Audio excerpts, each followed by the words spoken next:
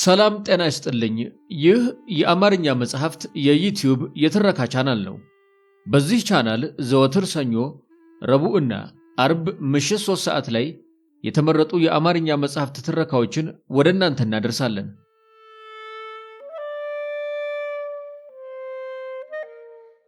በዛሬው የትረካ ሰዓታችን ፖለቲከኛ አንዱዓለም አራጌ በ2013 ዓ.ም 3000 ሌሊቶች በሚል ርዕስ ባሳተመው የዘመነ ኢህአዴጉን የቃሊቲ እስር ቤት ቆይታውን ያተተበትን በእስር ወቅቱም ኮሎኔል ተስፋዬ ወልደስላሴና አቶ መላኩ ተፈራን ያገኘበትን ሌሎችም የእስር ቤት ታሪኮችን በአስገራሚ ሁኔታ ያስነበበበትን ምዕራፍ እንደዚህ አሰናዳረው። ትረካውን ማድመጥ ሲጀምሩ ቪዲዮን ላይክ ማድረጎን አይርሱ። ቻናላችንን ሰብስክራይብ ካላደረጉ ሰብስክራይብ በማድረግ የቻናላችን ቤተሰብ ይሁኑ። እስከ ትረካው ማብቂያ ድረስ አብራችሁን ቆዩ።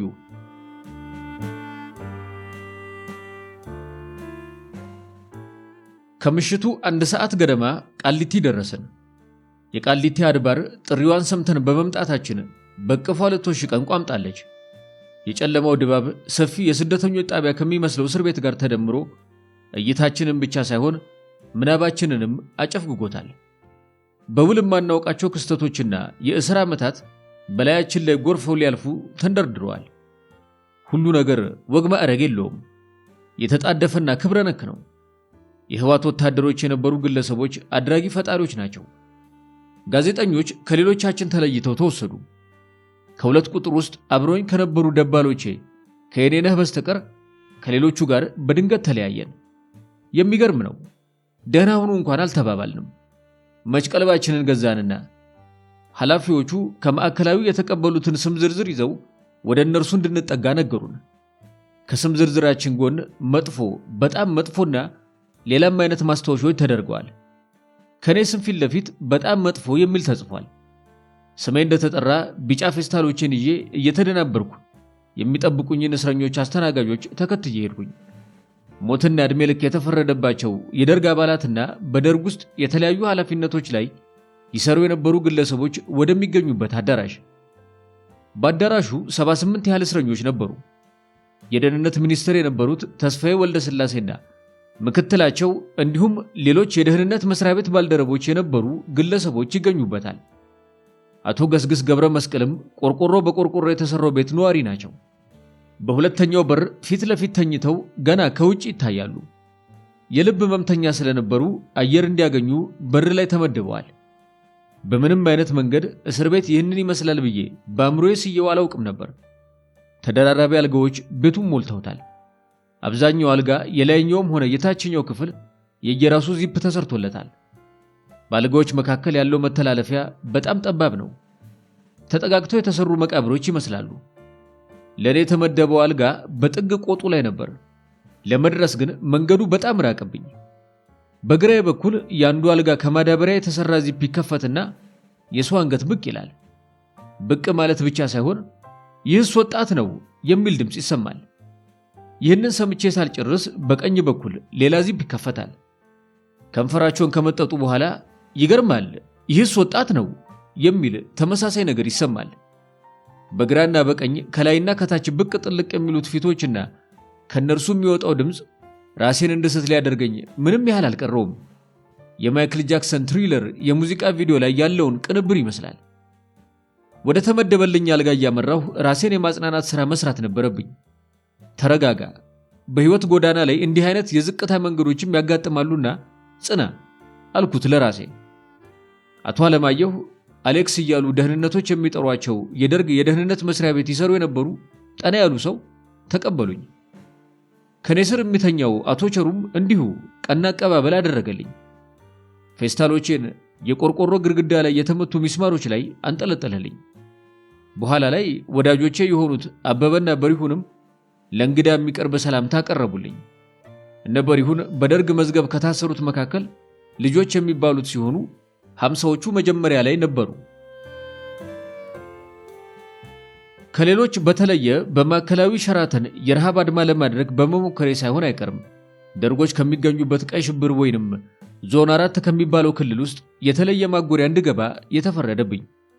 አለማየሁ መሰለ ምናልባት በቅንጅት ከታሰርነው ውስጥ በእድሜ ትንሹ አንተነህ ሙሉጌታ እንዲሁም ጸባዬ ሸጋው ዳንኤል በቀለም ዶክተር ዳንኤል በቀለ ከለውጡ በኋላ የኢትዮጵያ ሰብአዊ መብት ኮሚሽነር በመሆን በማገልገል ላይ የሚገኝ የነበረው በዚሁ በመጥፎ የእስር መጋዘን ከኔ ጋር ተመድበዋል።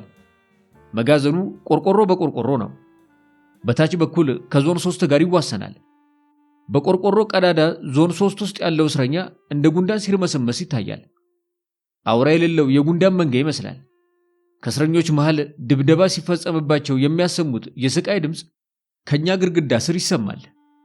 ደርጎችን ማየት መቻሉ በራሱ የህይወት ትልቅ አጋጣሚ ነበር። ብዙዎቹ እርጅና እየተጫናቸው ነው። መግበጥ ባይታይባቸውም የፊት መሸብሸብና መመጠጥ እንዲሁም ግርጣት ይታይባቸዋል። ስነ ስርዓታቸው ግን ወታደራዊነቱን ብዙም የለቀቀ አይመስልም። አረማመዳቸው ዝግ ያለና ገጽታቸው በዝምታ የተዋጠ ለምንም ነገር መደነቅ ያቆመ ገጽታ ነበራቸው። በልጅነታችን ከ5 በላይ የሚባለውን መለዮ በተለይም ሰማያዊውን ለብሰው በጉባኤው አዳራሽ ሲሰበሰቡ ከፊት ለፊት በአንድ ወይንም በሌላ ምክንያት መድረክ ላይ በቴሌቪዥን መስኮት ማውቃቸው ኢትዮጵያን አንቀጥቅጠው የገዙ ሰዎች አሁን በሌላ ሁኔታ ውስጥ ማየት ከአግራሞትም በላይ ለአይኔ ትንግርት ነበር። እናም ሁሉም ነገር ብርቅ ሆነብኝ። ከማዕከላዊ እስር ቤት ውጭም ሌላ እስር ቤት ሳይ የመጀመሪያዬ ነበር። እንደ ህይወት ድንገተኛ ምን አለ? ከደርግ ባለስልጣናት ጋር በአንድ ቅጥር ውስጥ መገኘት እንዴት ይታሰባል? ከሲሳይ አጌና ጎን መተኛቴ ሲገርመኝ ደርጎች አጠገብ ልተኛ? እኛ ካለንበት አዳራሽ ውጪ እንዲሁ ቆርቆሮ በቆርቆሮ ሆኖ የተሰራው ሌላ ትልቅ አዳራሽ የድሮ የደርግ ዘመን የእርሻ ሰብል መጋዘንን ይመስላል። በጣም ሰፊና ባልጋዎች መካከል ለመተላለፊያ የተተወ ቦታም ስፋት ያለው ነበር። ላይብረሪውም የሚገኘው እዚሁ አዳራሽ ውስጥ ነው። አዳራሹ ሰፊ መድረክ አለው። ሰፊው መድረክ ላይ ዳርና ዳር በአንድ በኩል የኮሎኔል ለገሰ አስፋውና የኮሎኔል ደበላ ዲንሳ አልጋዎች ፊት ለፊት ተፋጠዋል። ሁለቱ ግለሰቦች ጥሩ መቀራረብ ያላቸው ይመስላሉ። ሌላው የመድረክ ክፍል የመጽሐፍት መደርደሪያና ለማንበቢያነት የሚያገለግሉ ሰፊ ጠረጴዛዎችና ረጃጅም አግዳሚዎች ተደርድረውበታል። የመጽሐፍቶቹ ጥራዝ በአመዛኙ በጣም ዳጎስ ያሉ ሲሆኑ የተወሰኑ አነስ አነስ ያሉም ይገኛሉ። ከነርሱም ውስጥ አፈሩ ይቅለላቸውና የአንዱ እስረኛ የሻለቃ ካሳዬ አራጋው ተስፋዬ የተሰኘችው ልቦለድ መጽሐፍ ትገኛለች። እርሳቸውም ትልቁ አዳራሽ ውስጥ ከመድረኩ ፈንጠር ብለው ከተሰገሰጉት አልጋዎች ባንዱ ላይ ጋደም ብለው የእስር ሕይወታቸውን እየገፉ ነበር። አፈሩ ይቅለላቸው። ከእርሳቸው በተጨማሪ የቀድሞው የኢትዮጵያ ጠቅላይ ሚኒስትር ፍቅረ ሥላሴ ወግደረስ፣ የቀድሞው የኢትዮጵያ ምክትል ፕሬዝዳንት ፍስሐ ደስታና ሌሎችም የቀድሞ ጉምቱ ባለስልጣናት በደባልነት ሕይወታቸውን በእስር እየገፉ ነው። ሕይወት የመቦረቂያ ወራት እንዳላት የአርምሞ ዘመናትም አላት። አሁን የደርጎች የጽሞና የህዋቶች ደግሞ የፍንደቃ ዘመን ነው። በሕይወት የሚቆይ ደግሞ የህዋትን ሰዎች የአርምሞ ዘመን ያያል። ሁለቱንም አፈር ይቅለላቸውና ከሻለቃ ካሳዬ አራጋውና ከሻምበል ፍቅረ ሥላሴ ወግደረስ ጋር የቀረበ ወዳጅነት ለመመስረት እድሉ ገጥሞኝ ነበር። ሻለቃ ካሳዬ ተስፋዬ ከተሰኘችው ልቦለድ መጽሐፋቸው ሽያጭ 150 ሺህ ብር እንዳገኙና በገንዘቡ መኪና መግዛታቸውን አጫውተውኛል። ሰውየው በጣም ትሁትና ቀናነት የሚታይባቸው የሚያምኑበትንና የሚያውቁትን ፊት ለፊት ለመመስከር ወይንም ለመወያየት ድፍረቱና ተነሳሽነቱ የነበራቸው ነበሩ። ለሰው አትንገር ብለው አልነገሩኝምና ሻምበል ፍቅረ ሥላሴ ወግደረስም ከነገሩኝም በጥቂቱ ላስታውስ። ወደ መጨረሻ ከአማጺዎቹ ጋር የነበረው ጦርነት በድል የታጀበ አልነበረም። በዚህ የበገኑት ኮሎኔል መንግስቱ በጉባኤ ላይ 100,000 አዲስ ወጣቶችን መልምለው በማጥለቅለቅ ድል ለመጎናጸፍ ያቀረቡት ሐሳብ ባልተለመደ ሁኔታ ከሻምበል ፍቅረ ሥላሴ ወግደረስ ተቃውሞ ገጠመው። ያለንን ኃይል ጥራቱን ማሻሻል እንጂ ቁጥር በጨመረ አያሻም የሚል። ቤቱ በጉዳዩ ላይ ከመከረ በኋላ 27,000 ወጣቶች ብቻ እንዲመለመሉ ይወስናሉ። በዚህ ጥርስ የነከሱ የሚመስሉት መንጌ ፍቅረ ሥላሴ ሶደሬ ለእረፍት እያሉ በጡረታ መሰናበታቸውን የሚገልጽ ደብዳቤ ወደ ቤታቸው ይልካሉ። 1981 ዓ.ም መሆኑ ነው። ሲመለሱ ደብዳቤውን ያገኛሉ። እጃቸው ላይ 87 ብር ብቻ ነበራቸው። ብዙም ሳይቆዩ መኪኖችና ጥበቃዎቻቸውንም ተነጠቁ። ሰማይ ተደፋባቸው። ሲያመጣው እንዲህ አይደል? ነገሩ ብዙ ነው። አፈሩ ይቅለላቸውና የኮሎኔል ተስፋዬ ወልደስላሴ አንጀት ግን አልጨከነባቸውም። እርሳቸውም ውለታቸውን መቼም የሚዘነጉ አይነት ሰው አይደሉም። ሻምበል ፍቅረ ስላሴ በወይዘሮ ውባንቻ አማካኝነት ውጥረቱን ለማርገብ ቢሞክሩም ከኮሎኔል መንግስቱ በጎ ምላሽ ጠፋ። የደህንነት ሹሙ የልባቸውን ለመስራት የሚከለክላቸው አልነበረምና የሻምበሉን ልጆች ስማቸውን ቀይረው ውጭ አገር ላኳቸው። ባለቤታቸውን ደግሞ ኮሎኔል መንግስቱን ይዞ ወደ ሐራሬ ከበረረው አውሮፕላን በፊት በነበረው በረራ ላኳቸው። ሌላው ሁሉ ቀላል ሆነ። አሁን ሁሉም ታሪክ ሆኖ አልፏል። በጊዜው ግን የማይፈታ የሚመስል እንቆቅልሽ ነበር። ለነገሩ ፍቅረ ስላሴ ከኮሎኔል መንግስቱ ስለታም ሰይፍ መትረፋቸው በራሱ ተአምር አይደለም? ትረፍ ያለው የቀይ ሽብርን ግቢ ትንሽ ላስጎብኛችሁና ስለ ነዋሪዎቿ ወደፊት እመለስበታለሁ። ግቢው እስር ቤት ከመሆኑ በፊት ትምህርት ቤት ነበር የሚል መረጃ ደርሶኛል።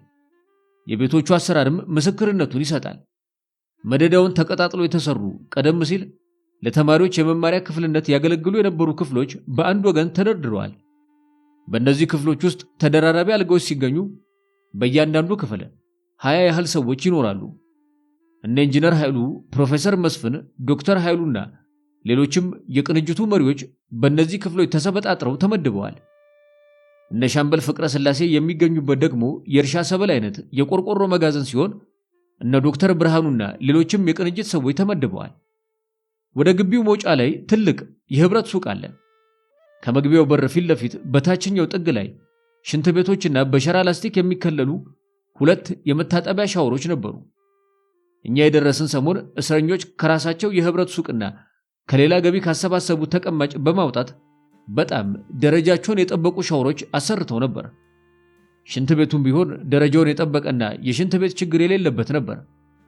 እኛ የምንገኝበት የቆርቆሮ መጋዘን ከሽንት ቤቱ በስተግራ በኩል ይገኛል። የዞን 3 አዋሳኝ ሲሆን በሁለቱ መካከል እንዳጥርም ያገለግላል። በደርጎች የእስር ክልል 2 አይነት ቤቶች አሉ። አንደኛው መደዳውን የተሰሩ ቀድሞ የመማሪያ ክፍሎች የነበሩ ክፍሎች በአንድ ወገን ወደ እስር ቤትነት የተቀየሩ ሲሆን፣ ሁለተኛው በሌላ ወገን አዳዲስ የቆርቆሮ መጋዘኖችም ተሰርተዋል። የመማሪያ ክፍሎች የነበሩት እስር ቤቶች ከፍ ያለ መሰረት ላይ የተሰሩ ሲሆን የተወሰነ በረንዳም አላቸው። ከመጋዘኖቹ መካከል እነ ዶክተር ብርሃኑ ያሉበት ትልቅ መጋዘን መጠለያ አለው። ስለዚህ መጠለያው ውስጥ አያሌ እስረኞች ወጥተው ይደረደራሉ። ከነርሱ ትይዩ ማዶ ደግሞ ከተደረደሩት ክፍሎች በረንዳ ላይ ፕሮፌሰር መስፍን አፍሯቸውን አበጥረውና በተወሰኑ ሰዎች ተከበው ፀሐያቸውን ይኮመኩማሉ። ከነ ፕሮፌሰር መስፍን በረንዳ ለጥቆ በሌላ ጥግ እንዲሁ ኢንጂነር ኃይሉ ሻውል፣ ዶክተር ያዕቆብ ኃይለ ማርያምና ዶክተር ኃይሉ አርአያ ይቀመጣሉ።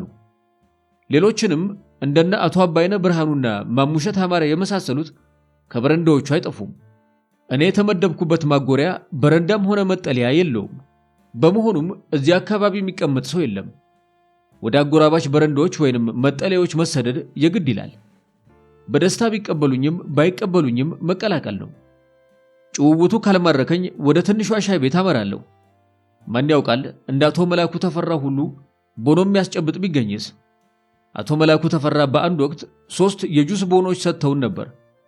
ካልሆነም የስሙኒ ሻይ አሊያም የ50 ሳንቲም ማኪያቶ ለመግዛት የኔም አቅም አያንስም ነበር። የአቶ መላኩ ተፈራን ጉዳይ ካፍታ በኋላ እናወጋለን። በእስር ቤቶቹ መሃል የአትክልት ስፍራና ለመንቀሳቀስ የሚጋብዝ ጥሩ ሜዳ አለ። ሜዳው መሃል ላይ በእድሜ ጠና ያሉ የደርግ ሰዎች ወንበራቸውን ዘርግተው ይቀመጣሉ። ከታዳሚዎች ውስጥ የማላስታውሳቸው ደርግ ወደ ስልጣን ሲመጣ 54 ዓመታቸው የነበሩ አዛውንት የዘወትር ታዳሚ ነበሩ። ባለቤታቸውን ተረድተውም የተቀመጡት እዚያው ሜዳ ላይ ነበር። አንዳንድ ጊዜ ሜዳውን አቋርጠው የሚያልፉ ሰዎች ከሰላምታ አልፈው ጭውውት ይጀምሩና ታዳሚው ይበረክታል፣ ከቦ ይቆማል። ከዚያ አንዳንድ እያለ ቁጥሩ ይሳሳል። መጠለያው አካባቢም እንዲሁ ሰው አይጠፋም። ጩኸት፣ ግርግር የለም። ሁሉም ጥግ ጥጉን ይዞ ይቀመጣል። ትንሽ ጩኸት ቢጤ የሚሰማው ቅዳሜ ነው። የቢንጎ ጨዋታ ሁልጊዜ ቅዳሜ ከቤተሰብ መልስ አያሌ በደርግ ጉዳይ የታሰሩ ሰዎችን ቀልብ ሰብስበው የሚይዝ ቋሚ ትዕይንት ነበር። በርካታ ሰዎች ይታደማሉ። በቢንጎ ጨዋታ ጥሪ በሚደረግበት ጊዜ ተራርቆ የተቀመጠው ተጫዋች ይሰማ ዘንድ ከፍ ባለ ድምፅ ቁጥር መጥራት ያስፈልጋል። ከዚያ ውጪ ጩኸት የለም። እንደታዘብኩት ደርጎች በጣም ይከባበራሉ። አይከባበሩም ቢባል እንኳን አንዱ ባንዱ ላይ አይደርስም። ቀልዳቸውም የተመጠነ ነው። በእርግጥ የኛ ቆይታ ለ2 ወራት ብቻ የተወሰነ ነበርና ስለ ሁኔታው በእርግጠኝነት መናገር አይቻልም። እኔ በነበርኩበት መጋዘን ውስጥ ከአብዛኞቹ ነዋሪዎች በተለይም የምተኛበት አካባቢ ካሉት ጋር ጥሩ ግንኙነት ነበረኝ። አንድ ሁለቱንም ተፈተው ውጭ አግኝቻቸዋለሁ። ከምተኛበት አካባቢ ራቅ ብለው የሚተኙት አቶ አለማየሁ ወይም አሌክስ የሚባሉ እድሜያቸው ጠና ያለ የደርግ የደህንነት ሰራተኛ የነበሩ ግለሰብን ጨዋታ በመሻት ሌሎችም የደህንነት ሰራተኞች የነበሩ ወደኛ ይመጣሉ። በዚህም ምክንያት ከብዙዎቹ ጋር ተቀራርበናል። ተደራራቢ አልጋዎች ላይ በመፈናጠጥ ማዶ ለማዶ ሆነን የዳማ ጨዋታችንን እናቀልጠዋለን። በእድሜ ከነርሱ ስለማንስ ይመስለኛል አንቺ የሚል መጠሪያ ሰጥተውኝ ነበር። ከዳማ ጨዋታው በኋላ ግን ጠንከር ያሉ ውይይቶችን በወሬ እያዋዛን እንገባባቸዋለን። የሚያስደስት ባይሆንም ፊቶቻችንን ቋጥረን ምቾት የማይሰጠውን ውይይት እንቀጥላለን። አንቀጥል ብንል እንኳን አንዱ የሆነ ነገር ጣል ሲያደርግ ሌላኛው የታሪኩን ቁጢት ሲፈትል ውይይቱ ሳይቋረጥ ይቀጥላል። ከቤተሰብ ህይወት እስከ የሥራ አጀማመርና ተሳትፎ ድረስ ይራመዳል ጭውውታችን። የፈጸሙትን ወንጀል የመካድ አዝማሚያ እምብዛም አይታይባቸውም። ለማውራትም ብዙ አይቸገሩም። ቀላል ያሉትን ይመስለኛል በውይይት ወቅት የሚያነሱት። ለጆሮ የሚሰቀጥጠውማ እንዴት ይገባበታል። እኔም ጨክኜ ለመጠየቅ አቅም ያንሰኛል። በተለይም የጭካኔ አገዳደሎችንና ሰለባዎችን በሚመለከት ለመጠየቅ አቅም አጣለሁ። ገጠር በጎችን ስንጠብቅ ስንቅና ሌሎች አስፈላጊ ቁሶችን ይዘው ለዘመቻ እንደሚተመው የጥንት የጦር ሰራዊት ተቀጣጥለው የሚሄዱ የቅዱስ ላሊበላ ሳሚ ወይም ተሳላሚ ወገኖችን በዓመት አንድ ጊዜ የማየት ዕድል ይገጥመኝ ነበር። የኔን ትኩረት የሚስበው የሰው ብዛት ወይንም የያዙት ቁስ አልነበረም፣ የሚያሰሙት ጡም ዜማ እንጂ። ከዜማው ባሻገር የመልእክቱ ይዘት ባይገባኝም ጥልቅ ትርጉም እንዳለው ይሰማኝ ነበር። አይኔ ጉዳየ እግሬ ደርሶ የድንጋይ ወጋግራ የድንጋይ ምሰሶ። ለአጭር ጊዜም ቢሆን በዞን 4 በቆየሁበት ወቅት ያየሁትና የሰማሁት ትንግርት በልጅነቴ የሰማሁትን መዝሙር እንዳስታውስ አደረገኝ። እንደሚታወሰው በደርግ ወቅት ሃይማኖተኝነት የሚበረታታ አልነበረም። እንደውም አማኝነት በተለይም የመንግስት የስልጣን እርከን ላይ ለመውጣት እንቅፋት ይሆን የነበረ ይመስለኛል። ኢአማኒነት እንደመራቀቅና በሳይንሳዊ መንገድ እንደመመራት ሳይቆጠር አይቀርም። ሳይንስ ደግሞ የሶሻሊዝም መሰረት ተደርጎ ይወሰድ ነበር። የዚህ ሁሉ ጉዳይ ተዋንያን ደግሞ የደርግ ባለስልጣናት ነበሩ። እግዚአብሔር የለም ብለው ያምኑ እንደነበር ቢነገርም ከወይዘሮ ባንቺ ቢሻው ጀምሮ የሌሎችም ባለስልጣናት ባለቤቶች ጥበቃ አስከትለው ቁልቢ ገብርኤል ድረስ ይሄዱ እንደነበር በጥበቃነት አብረው ከሄዱ እስረኞች ለመረዳት ችያለሁ። በደርጎች ዞን ያየሁት ለኔ እውነተኛ ትንግርት ነበር። በሌላ ቦታ እንደጠቀስኩት ከሌሎች የእስር ቤት ክፍሎች በተለየ በዞን 4 ያሉ ቤቶች ሌሊትም አይዘጉም። ሽንት ቤቱ ውጪ ስለሆነ እስረኞቹ 24 ሰዓት 7 ቀን ክፍት ነበሩ። እና ድንገት እሁድ ከጧት 11 ሰዓት አካባቢ ከተነሱ እንግዳ ነገር ይገጥሞታል። ህንጻ ቤተክርስቲያን ያልከለለው ቤተ መቅደስ በጧፍ መብራት ተንቆጥቁጦ ሜዳው መሃል ያዩታል። የጧፉ መብራት 2 አገልግሎት ይሰጣል። የንጋቱን ውድቅት ለመግፈፍ እንዲሁም ሥርዓተ አምልኮን ለማሳረግ። የምዕመናኑ ነጭ ልብስ ከጧፍ ብርሃን ጋር በእንቅልፍ ክርን የቦዘዙ አይኖች ላይ ልዩ ትዕይንት ይፈጥራል። የቅዳሴውን ጡመ ዜማ ካህናትና ምዕመናኑ እየተቀባበሉ ሲያሰሙ አንድ ትልቅ ደብር ቅጥር ውስጥ የተገኙ ሊመስለውት ይችላል። እንዳይሸወዱ ከቆሙበት ቦታ ከ50 ሜትር በላይ ወደ የትኛውም አቅጣጫ ቢንቀሳቀሱ ጥይት ይበላውታል። እስረኛ ኖት። በተለይ ከእንቅልፎ በደንብ ከነቁ አንድ ትልቅ ነገር እንደጎደለ ወዲያውኑ ያስተውላሉ። ሴቶች የእህቶች እልልታ በሚያምር የሀገር ባህል ልብስ ተጎናጽፈው ወደ ፈጣሪ የሚማጸኑ ሴቶች ካለመኖራቸው በስተቀር ድባቡ ከቤተ ክርስቲያን ጋር ተመሳሳይ ነው። ከልጆችና ከቤተሰብ ተለይተው ባለመዱት ቦታ ከለመዷቸው ወገኖች ጋር በአንድ ላይ መኖር በራሱ የቅዠት አይነት ስሜት ይፈጥርቦታል። ከእንቅልፎ በውል ሳይነቁ እንዲህ አይነት ትንግርት ሲያዩ የእውነት ህልም እያዩ ሊመስሎት ይችላል። ግን እውነት ነው። ሁለቱንም ነፍሳቸውን ይማረውና እንደ ሻለቃ ካሳ ያራጋውና ለገሰ አስፋው የመሳሰሉ ጉምቱ የደርግ ባለስልጣናት ትላንት የለም ያሉትን ፈጣሪ ሲያመልኩና የአምልኮ ጡም ዜማ ሲያሰሙ መስማት ትንግርት ነው። ለኔ ይህንን ታሪካዊ ክስተት በቦታው ተገኝቼ ማየት በመቻሌ እንደ ትልቅ መታደል ቆጥረዋለሁ። እነርሱም እግዚአብሔር በሕይወታቸው የቀጠለውን አዲስ ሕይወት በቀደመው የእቡይ መንገድ በመራመድ አለማባከናቸው ያስመሰግናቸዋል። የጠፉት ልጆች ወደ ቤታቸው ሲመለሱ ማን ይከፋዋል? በደርግ አባላት መካከል ረዘም ያለ ጊዜ ለመቆየት እድሉ ገጥሞኝ ውይይታችንን የተሟላ ማድረግ ባልችልም በመካከላቸው የነበረው መከባበር የሚገርም ነበር። ኮሎኔል መንግስቱን እንኳን ሲጠቅሱ እርሳቸው በማለት በአክብሮት ነበር። ከሁሉም በላይ ደግሞ በፍርድ ቤት ውሏቸው ወቅት ሻለቃ ካሳይና ሻምበል ፍቅረ ስላሴ ላሳዩት የማይናወጥ አቋም በተለያየ ደረጃ የሚገኙ ታሳሪዎች አክብሮታቸውን ሲቸሯቸው ለማየት ችያለሁ። መከራከሪያቸው ጋዜጦች ላይ ወጥቶ ህዝብ እንዲያነብላቸውና እንዲረዳቸው ለማድረግ ያደረጉት ጥረትም እንዲሁ አክብሮትን አትርፎላቸዋል። አንዳንዶቹ በስር ምክንያት ሸብረክ የማለትና ከእስር ቤቱ ኃላፊዎች ጋር የመሞዳሞድ አዝማሚያ ሲያሳዩ፣ በእነርሱ በኩል ግን አንዳችም የመዛነፍ ነገር አልታየም ይላሉ ለምን አክብሮታቸው እንዳልቀነሰ ያጫወቱኝ እስረኞች።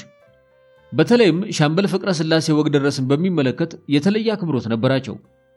ጥቅምት 24 ቀን 1998 ዓ.ም ቃሊቲ እስር ቤት ውስጥ ወደ 170 የሚሆኑ እስረኞች በተገደሉበት ወቅት አብዛኛው ቆርቆሮ በቆርቆሮ የተሰራ እስር ቤት በመሆኑ ወደ አንዱ ቤት የተተኮሰ ጥይት ሌላውን ቆርቆሮ ነድሎ ሌላ ቤት ውስጥ ያለ እስረኛ በድንገት ይመታ ነበር። ምን አለፋችሁ ጥይት ከየአቅጣጫው ይተኮስ ነበር። እልቂት ነበር። ከየት አቅጣጫ የተተኮሰ ጥይት ማንን እንደመታ አይታወቅም። እናም በቀይ ሽብር የእስር ክልል የሚገኙ እስረኞች በሙሉ ባልጋቸው ስር መሬት ላይ ራሳቸውን ከጥይት ለመከላከል ሲተኙ አንድ ሰው ብቻ ግቢ ውስጥ ቀርቶ ነበር። እርሱም ፍቅረ ስላሴ ነበሩ። እነዚህ አንዳንድ ፍሬ ልጆች በግፍ እየተገደሉ አንዳች ነገር መፈየድ ያልቻልኩት ሰው ሞትኩ ኖርኩኝ ምን ዋጋ አለኝ በማለት ሜዳ ላይ ተኝተው እንደነበር አክባሪዎቻቸው አጫውተውኛል። ሰውየውን እንዲያከብሯቸው አንዱ ምክንያታቸው ይኸው ነው። በቅንጅትና በደርግ ሰዎች መካከል ዝምታ ሰፍኗል። ጥላቻ ይሁን ስጋት አልገባንም። በመካከላችን መወዳጀት ካለ አሳሪዎችን ሊያስከፋ ይችላል። ተባበሩብን አይነት ስጋት ይፈጥርባቸዋል። በቅንጅት አመራር አባላት በኩል በጊዜው ከፍተኛ የህዝብ ድጋፍ ስለነበረንና በስሩም ብዙ ስላልተዳከምን ፍርሃትም ሆነ ስጋት አልጎበኘንም። በእነርሱ በኩል ግን የአሳሪዎቻችን ጥርስ ውስጥ መግባት የፈለጉ አይመስልም። በዚህ ሁኔታም ቢሆን ውሎ አድረውም አንድ ዘዴ መዘየዳቸው አልቀረም። ከትግራይ አካባቢ ለመጣ ሰው ወታደርም ሆነ ፖሊስ ከሃይማኖት ጋር ተያይዞ ለሚጠየቅ ጥያቄ ብዙም አሉታዊ መልስ አይሰጥም። ድፎ ዳቦ ሲጨመርበት ደግሞ እውነትም ሃይማኖታዊ በዓል ነው ብለው ለማመን ቅርብ ናቸው። ደርጎችም ነገሩ ስለገባቸው ይህንን ዘዴ በመጠቀም አቀባበል ሊያደርጉልን አሰቡ። ውሎ አድሮም ሁላችንንም የኪዳነ ምህረትን ጸበል ቅመሱ በማለት እነ ዶክተር ብርሃኑ የሚገኙበትን መጋዘን መጠለያ ስር አቀባበል አደረጉልን። በእርግጥ በቅንጅት ፋይል የተከሰሱ ሁሉ የተገኙ አይመስለኝም። በነገራችን ላይ የኪዳነ ምህረት ጸበል ጻድቅ ቅመሱ ብለው መጋበዛቸው ሃይማኖተኝነታቸውንም አይቀንሰውም። 3-4 ሆኖ እስር ቤት ቅጥር ውስጥ መሰብሰብ ክልክል ነው የሚሉት የእስር ቤት ኃላፊዎች የኪዳነ ምህረት ጸበል ጻድቅ ነው ብለው በማሰባቸው በቀላሉ ትጥቃቸውን ፈቱ። ምናልባት ባለመጠራታቸው ካልሆነ በስተቀር ሌላ ምንም ቅሬታም ሆነ ኮሽታ ሳይሰማ ደርጎች የጨዋ አቀባበል አደረጉልን። በመከራ ውስጥም ቢሆን በጣም የበሰሉ አዛውንቶች እንደወጣቸው ከሁኔታቸው ይለያል። የደርጎችን የእስር ዞን ስንቀላቀል ለአንዳንዶቹ ቀላል አልነበረም። አንዳንዶቹ የቅንጅት አባላትና የሲቪል ማህበራት መሪዎች የኢህአፓ አባላት የነበሩና በደርግ ጥይት ወንድምና እህቶቻቸውን ያጡ ነበሩ። አንዳንዶቹም በወጣት የህግ ባለሙያነት ይሰጡት በነበረው አገልግሎት የተፈጸሙ ግፎችን በቅርበት የሚያውቁ ነበሩና ውጥረቱ ቀላል አልነበረም። ለአንዳንዶቻችን ደግሞ በህይወታችን ያጋጠመን ተአምራዊ አጋጣሚ ከመታዘብ የዘለለ ነገር አልነበረውም። እናም የቀይ ሽብርን ግቢ የመጀመሪያ ሌሊት 1-2 የሚሆኑት ጓዶቻችን በስቃይ እንዳሳለፉ ሰማው። በደርግ ሰዎች አእምሮ ውስጥ ምን እንደተመላለሰ ግን እግዚአብሔር ይወቀው።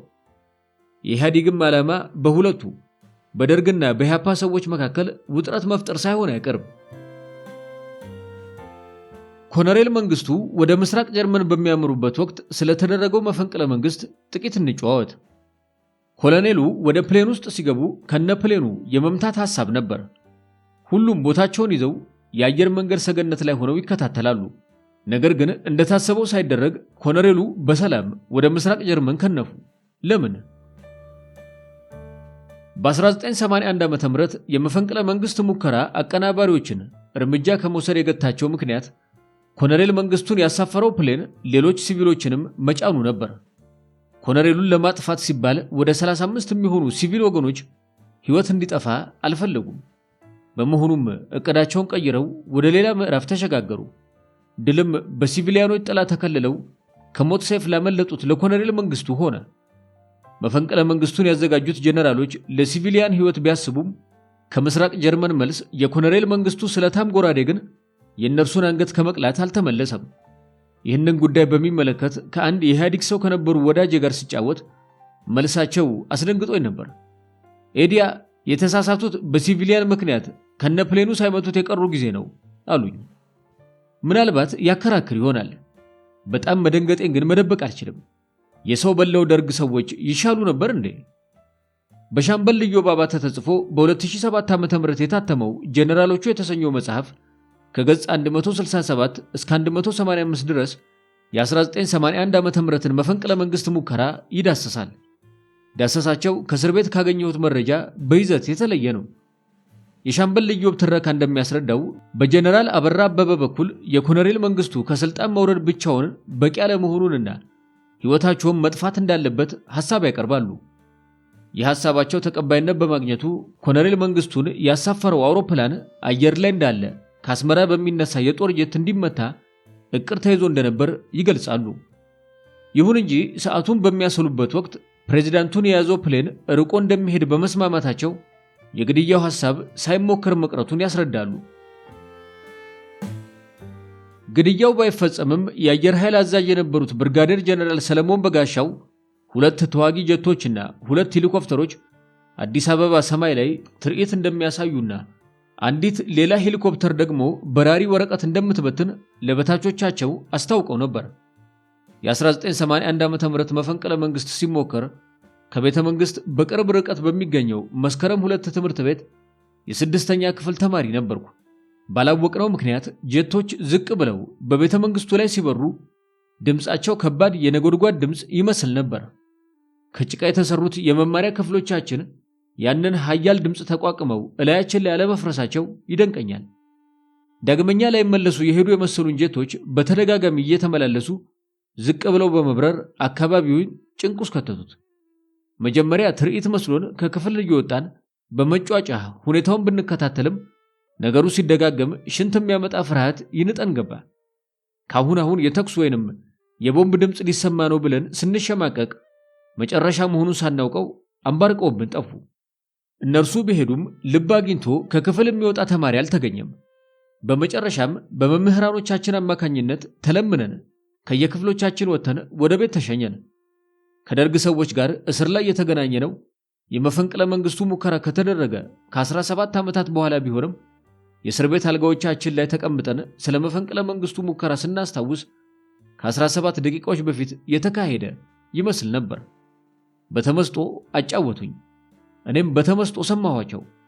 ዩኒቨርሲቲ ያለው ከ1981 ዓ.ም የመፈንቅለ መንግስት ሙከራ 28 ዓመታት በፊት የተደረገውን የነ ጀነራል መንግስቱ ነዋይ መፈንቅለ መንግስት ሙከራ ፕሮፌሰር ባህሩ ዘውዴ ሲተርኩልን እንዲሁ በከፍተኛ ተመስጦ ነበር የተከታተልኳቸው። አንዱ በእንግሊዘኛ ከመሆኑ በስተቀር አሁን ድረስ ሁለቱም ትረካዎች እንደ ፊልም በአእምሮዬ ውስጥ ይመላለሳሉ። ስለሺ ጠና፣ ሙሉነህ ኢዩኤልና እኔ ከሻምበል ፍቅረ ስላሴና ከሻለቃ ካሳይ አራጋው ጋር በተለያዩ ሀገራዊ ጉዳዮች ላይ እንወያይ ነበር። ወዳጅነታችን ብርቱ ነበር። የስልሳዎቹ የአፄ ኃይለ ሥላሴ ባለስልጣናትን አገዳደል እንዴት እንደተወሰነም አንስተን ተነጋግረናል። በተለያዩ ድርሳናት እንደተገለጸው የእያንዳንዱ ባለስልጣናት ስም እየተጠራ ይሙቱ አይሙቱ ድምጽ እየተሰጠ ነው የተወሰነው።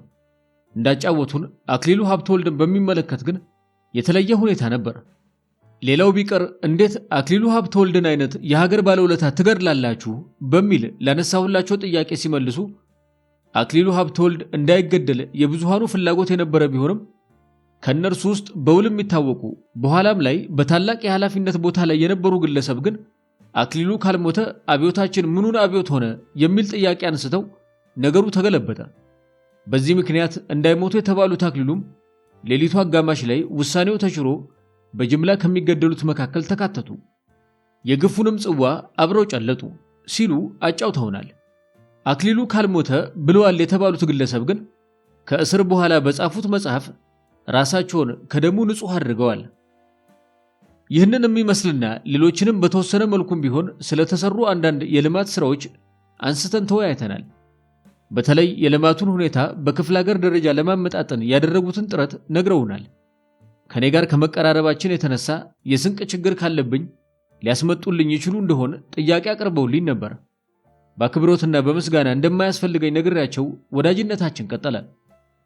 በጣም በሚገርም ግልጽነት ግላዊ ጉዳዮቻቸውን ሳይቀር አጫውተውናል። አንድ ቀንም ክሽን ያለች ዶሮ ተጋብዘናል።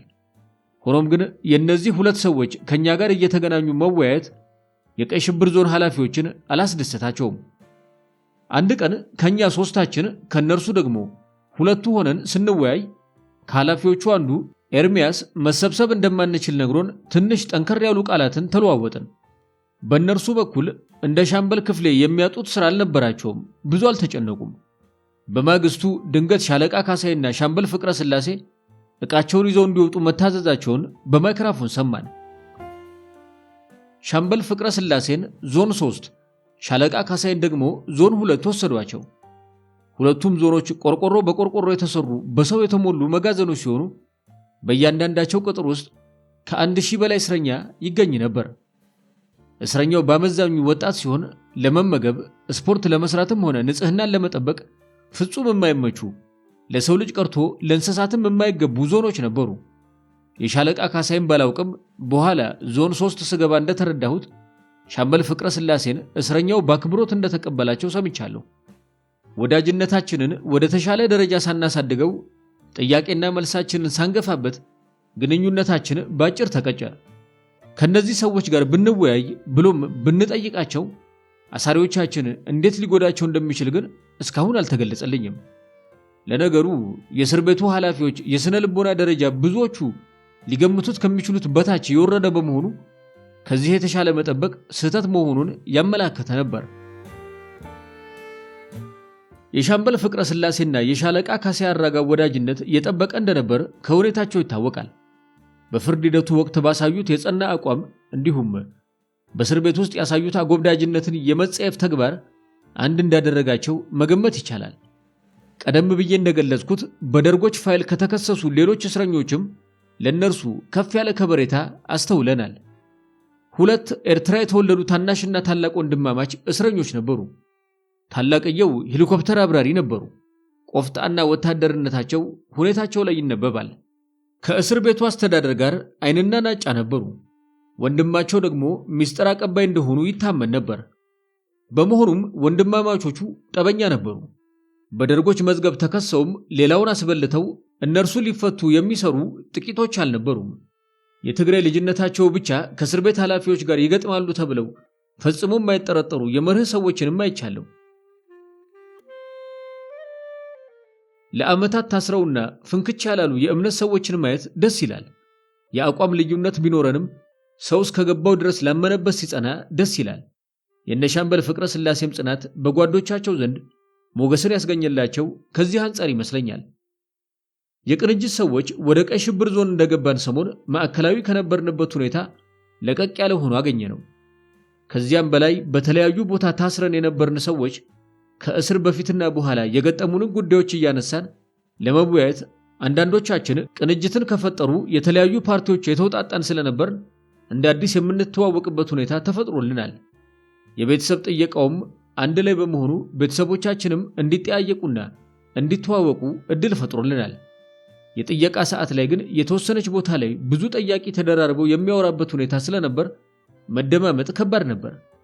ከቀይ ሽብር ዞን ቤተሰብ መጠየቂያ ፊት ለፊት የክራውን ሆቴልን እያቋረጡ የሚያልፉ መኪኖችም ይታያሉ። የተከለከለ ቤተሰብም ካለ በማዶ ቆሞ ይታያል።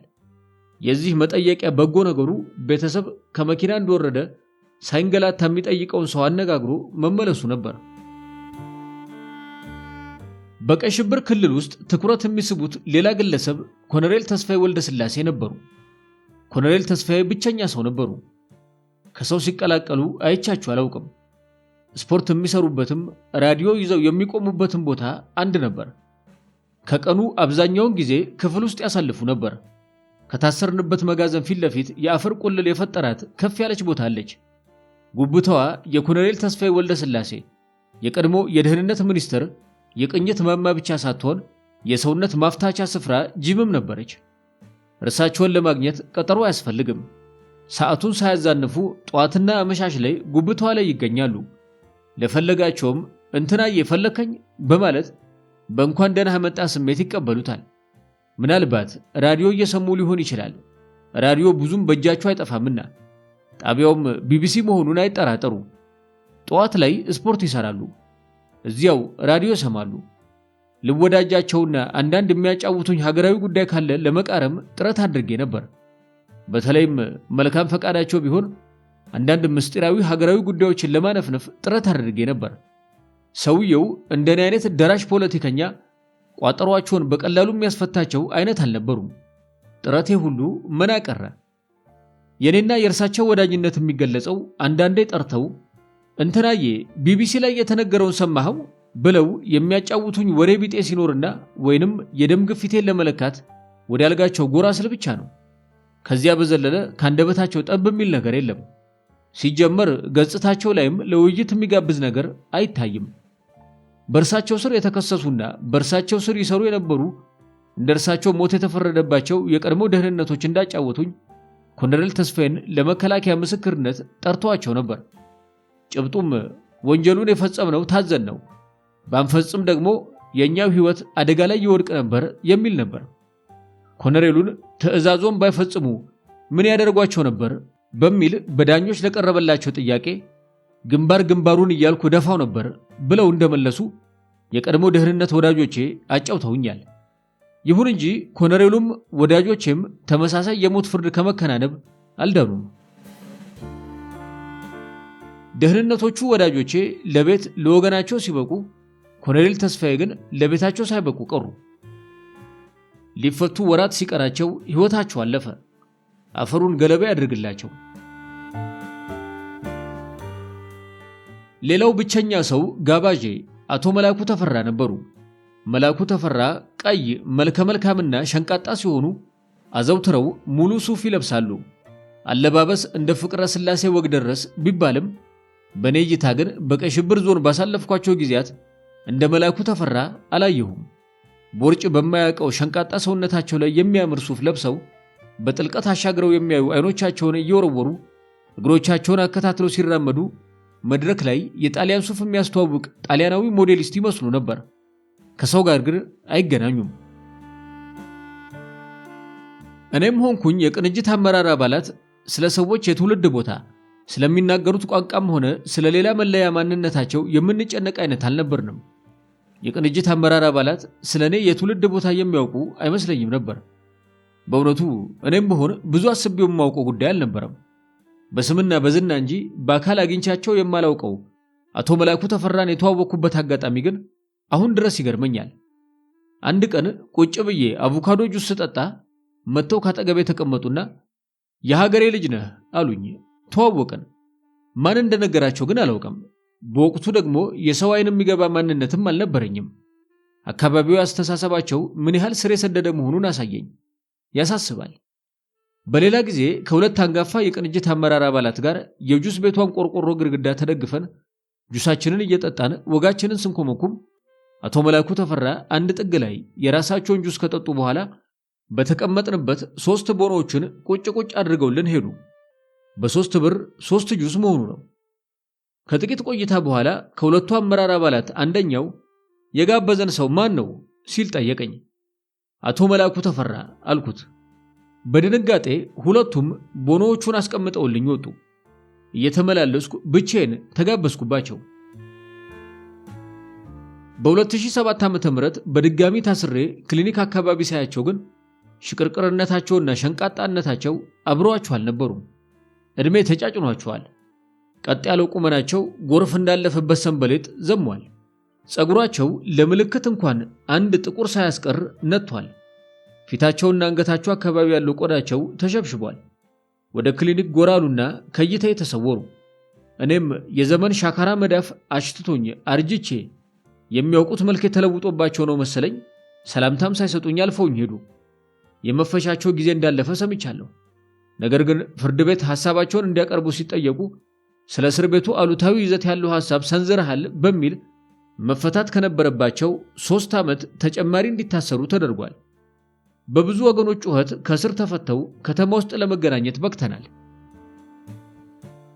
ጸሎት የሚደርስበት ለፀሐይ መሞቂያነትና ለመወያያ አዳራሽነት የሚያገለግለው ሜዳ ላይ ተፈጥሯዊ አገልግሎትም ይሰጣል።